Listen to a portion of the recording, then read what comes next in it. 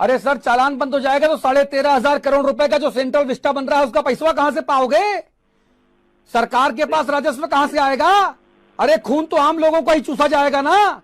आम लोग मर रहा है, आम लोगों की लाशें गंगा में बह रही हैं, कब्रिस्तान शमशान में जगह नहीं है, फुटपाथ पे लाशें जल रही हैं।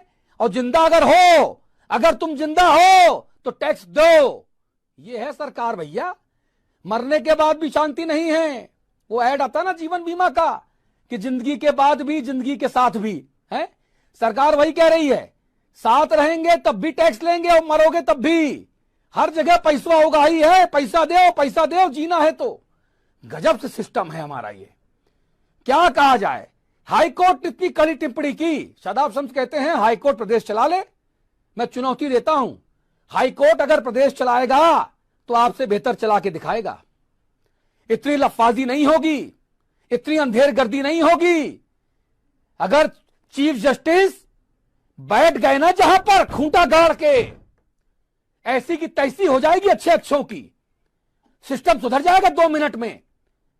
ये जितने अधिकारी यहां वहां ज्ञान बांटते घूमते हैं ना, भ्रष्टाचारी ये लोग, सब एकदम सीधे चलेंगे औकात में। हाईकोर्ट को आप चुनौती दे रहे हो कि हाईकोर्ट चला ले, फिर सरकार दो इस्तीफा, अभी दो इस्तीफा और हाईकोर्ट के जज को चला के दिखाने दो। वही अब भी चला रहा है, उसी के डंडे से मान रहे हो आप लोग। अगर हाईकोर्ट का डंडा ना होता तो जाने और क्या क्या अब सगुन हो जाता। समझ गए? आदमी मर रहा है, यहां ज्ञान मिल रहा है। और इसीलिए मैं कहता हूं कि उजड़ा उजड़ा सा हर शहर लगता है। हमें यह कुदरत का कहर लगता है। इंसान ने की ऐसी भी क्या तरक्की साहेब कि अब इंसान को इंसान से ही डर लगता है। उत्तराखंड में यही हो रहा है, उत्तराखंड में यही हो रहा है। और जितनी ज्यादा कोरोना बढ़ेगा, जितनी ज्यादा मौतों का आंकड़ा बढ़ेगा, भारतीय जनता पार्टी की सरकार और पार्टी उतनी ही ज्यादा डिस्क्रेडिट होगी। ये मान लीजिए आप। शर्म आनी चाहिए। अरे भाई, अरे सर एक मिनट सर, शर्म हम बताएं किसको आनी चाहिए? शर्म आनी चाहिए उत्तराखंड की आम जनता को। शर्म आनी चाहिए अतुल अग्रवाल जैसे मूर्ख पत्रकारों को जो पत्थर से सर मार रहे हैं। उत्तराखंड की जनता को इसलिए शर्म आनी चाहिए कि कैसे कैसों को चुन लिया जो आपकी जान नहीं बचा पा रहे। शर्म किसी राजनेता को नहीं आनी चाहिए। आप सब लोग तो भाग्य विधाता हैं, भाग्य विधाता।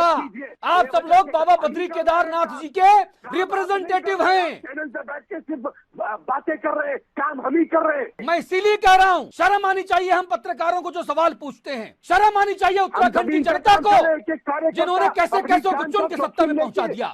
शादाब भाई, मैं आपको नाम लेके बताता हूं। पूर्व मुख्यमंत्री त्रिवेंद्र सिंह रावत का जो विधानसभा क्षेत्र है डोईवाला, वहां पर पिछले 7 दिनों में 9 लोगों की जान चली गई और एक भी सरकारी रिकॉर्ड में मौतें दर्ज नहीं हुई। कल मैं त्रिवेंद्र सिंह रावत के साथ बैठा था। कल त्रिवेंद्र सिंह रावत ने सारे डेटा मुझे दिखाए हैं। डीएम से बात करके बताइए वहां पर। और अगर आप कहेंगे तो त्रिवेंद्र सिंह रावत को भी लाइन पे जोड़ लूंगा मैं। चेहरा धुआं धुआं हो जाएगा आप लोगों का। झूठ बोलते हैं, डाटा में हेरा फेरी करते हैं आप लोग। सारी मौतें कोविड से कल तक जो नहीं मर रहा था, आप कह रहे थे कि ये नॉर्मल मौत मर रहा है। तो आपका पूर्व मुख्यमंत्री झूठ बोलता है क्या? कोविड से मर रहा है तो आप कहिए ना कि आपका पूर्व मुख्यमंत्री झूठ बोलता है। झूठा है, बोलिए आप, बोलिए त्रिवेंद्र सिंह रावत झूठ बोलते हैं। कहने से हम हर किसी को कह दीजिए कोरोना से डेथ हुई, क्या सामान्य कोई नहीं मर रहा है क्या? गजब हो गया, सवाल कर दिया, गजब हो गया। क्या त्रिवेंद्र सिंह रावत को झूठा मानते हैं ये लोग बीजेपी के प्रवक्ता? मैं नाम कोट कर रहा हूं कि त्रिवेंद्र जी के विधानसभा क्षेत्र में 6 दिनों में 7 दिनों में 9 लोगों की मौत हुई और सरकारी रिकॉर्ड में एक भी जाने का जिक्र नहीं है। और ये कह रहे हैं सामान्य मौतें हैं। तो कहिए कि त्रिवेंद्र जी झूठ बोलते हैं, झूठे हैं। क्यों नहीं बोलते? मैं उन्होंने कहा कोरोना से हुई 9 मौतें।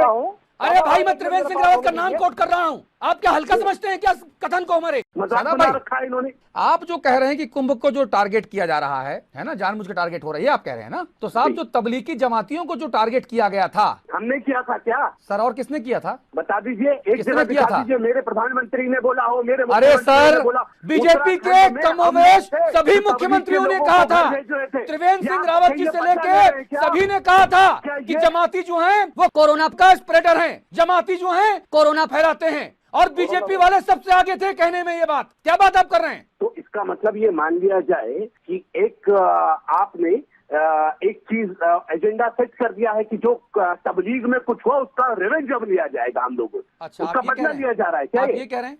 सर क्लियर कीजिए ना, कहना क्या चाह रहे हैं, मेरे तो समझ में नहीं आ रहा। मैं ये कहना चाह रहा हूं कि भारतीय जनता पार्टी जब कुंभ की बात आती है तो कहते हैं बाकी दूसरे धर्म के भी धार्मिक आयोजन हुए, लेकिन जब पिछले साल तबलीगी जमात को गरियाने की बात थी तो निजामुद्दीन मरकज और तबलीगी जमात को पानी पी पी के आप लोग कोस रहे थे, और ये ऑन द रिकॉर्ड है, सारे मुख्यमंत्रियों के बयान है, सोशल मीडिया चेक कर लीजिए, कहीं तो मैं आपको ट्वीट भेजूं। मैं यही बोल रहा हूँ ना, जो कल असहाय हो रही थी वो पूरी टीम लगी है। हाँ। अब एक एजेंडा सेट किया है कि अच्छा क्या तबलीग में ऐसा हुआ था तो अब हम बताते अरे हैं भाई, कि आप कैसा किसी को होगा। बदनाम करोगे तो कोई एक आपको तारीख छोड़ेगा को- क्या? सुनिए ना सर, 1 तारीख को 1 अप्रैल से कुंभ स्टार्ट हुआ। महाराष्ट्र में तो कुंभ के लोग नहीं पहुंच गए थे, महाराष्ट्र में कुंभ वो कोरोना फैलाने, और दिल्ली में तो नहीं पहुंच गए थे कोरोना फैलाने, हाँ। पंजाब में तो नहीं पहुंच गए थे कोरोना हाँ। फैलाने। हाँ। अरे आप बाद में होने वाली चीज को गरिमा पहले दसौनी कैसे जी, फैला दिया। मैं समझना चाहता हूं कि दिल्ली में निजामुद्दीन मरकज में 2-4 हजार जब लोग थे, तब वहां से एक एजेंडा सेट किया गया कि जमातियों ने कोरोना फैलाया दिल्ली में और पूरे देश में। अब जब कुंभ की बात आ रही है तो ये कह रहे हैं कि आप उसको इक्वेट कर रहे हैं, आप साजिश कर रहे हैं बीजेपी के खिलाफ। बताइए, यानी जो ये करें वो सही और जो जो जो सही बताया जाए वो गलत। अतुल जी सुन तो लीजिए ना, हाँ। कोरोना पहले आया कि कुंभ बाद में पहले आया, हाँ। ये तो बताएंगे ना आप। कुंभ पहले आया कि कोरोना पहले आया? महाराष्ट्र में क्या हमले किया ठीक है सर, ठीक है सर, ये तो वैसे ही है कि मुर्गी पहले आई कि अंडा पहले आया। मैं ये कह रहा हूँ। नहीं नहीं सर, मुर्गी पहले आई कि अंडा पहले आया, इसी में लगे रहेंगे हम लोग, कोई बात नहीं।